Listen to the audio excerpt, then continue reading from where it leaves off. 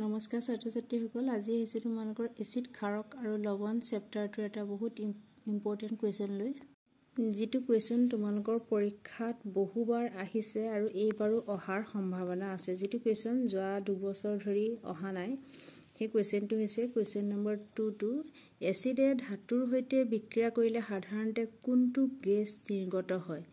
এটা উদাহৰণৰ সৈতে বুজাই লিখা এই গেছটোৰ উপস্থিতি কিদৰে পৰীক্ষা কৰিবা। ইয়াত প্ৰশ্নটো দিছে এচিডে ধাতুৰ সৈতে বিক্ৰিয়া কৰিলে সাধাৰণতে কোনটো গেছ নিৰ্গত হয়। এইটো আমি জানো এচিডৰ ধৰ্মত আছেই যে এচিডে ধাতুৰ সৈতে বিক্ৰিয়া কৰিলে সাধাৰণতে হাইড্ৰজেন গেছ নিৰ্গত হয়। এতিয়া হাইড্ৰজেন গেছ নিৰ্গত হয় সেইটো লিখিলে নহ'ব, ইয়াত এইটো আমি উদাহৰণৰ সহায়ত গেছটোৰ উপস্থিতি আমি প্ৰমাণ কৰি দেখুৱাব লাগিব। ছাত্ৰ-ছাত্ৰীসকলে এই প্ৰশ্নটোৰ উত্তৰ মই এনেদৰে বনাইছিলোঁ। এচিডে ধাতুৰ সৈতে বিক্ৰিয়া কৰিলে সাধাৰণতে হাইড্ৰজেন গেছ নিৰ্গত হয়।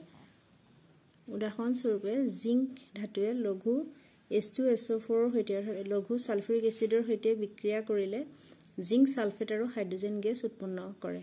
বিক্ৰিয়াটো এনেদৰে জিংক ধাতু গোটা এইটো ছালফিউৰিক এচিড একুৱাছ অৰ্থাৎ জলীয় আৰু উৎপন্ন হৈছে লৱণ ZnSO4 এইটো একুৱাছ আৰু হাইড্ৰজেন গেছ সেইকাৰণে জি দেখুওৱা হৈছে।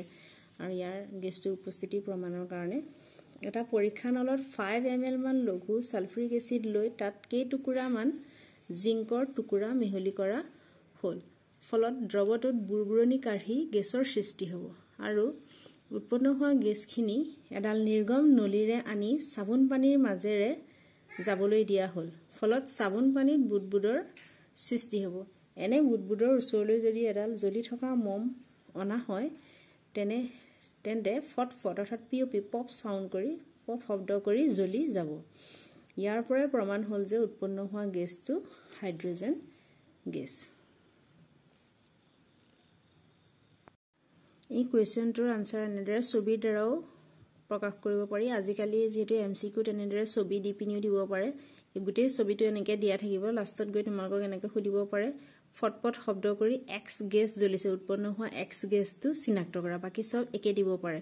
সেই একেটাই এটা পৰীক্ষা নলত 5 ml লঘু ছালফিউৰিক এচিড লোৱা হ'ল, ইয়াত দিয়া আছে চোৱা লঘু ছালফিউৰিক এচিড লোৱা হ'ল আৰু তাত কেইটুকুৰামান জিংকৰ টুকুৰা দিয়া হ'ল। ফলত পৰীক্ষা নলটোত কি হৈছে বুৰবুৰণি কাঢ়ি গেছৰ সৃষ্টি হৈছে। উৎপন্ন হোৱা গেছটো এডাল কি হৈছে নিৰ্গম নলীৰে আনি পিনি এইটো এটা চাবোন পানী দ্ৰৱ আছে, চাবোন পানীৰ মাজেৰে যাবলৈ দিয়া হ'ল। ফলত চাবোন পানীটো এনেদৰে বুদবুদৰ সৃষ্টি হ'ব অৰ্থাৎ ফেনৰ সৃষ্টি হ'ব। এনে বুদবুদৰ ওচৰলৈ যদি এডাল জ্বলি থকা মমবাতি অনা হয় তেনেহ'লে ফটফট শব্দ কৰি গেছটো জ্বলি যাব।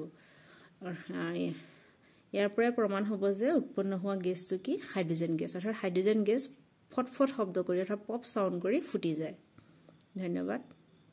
মৰমৰ ছাত্ৰ-ছাত্ৰীসকল, তোমালোকে মোৰ এই আনচাৰটো যদি ভাল লাগিছে তোমালোকে লাইক কমেণ্ট বা শ্বেয়াৰ কৰিবা, মনটো ভাল লাগে তেতিয়া।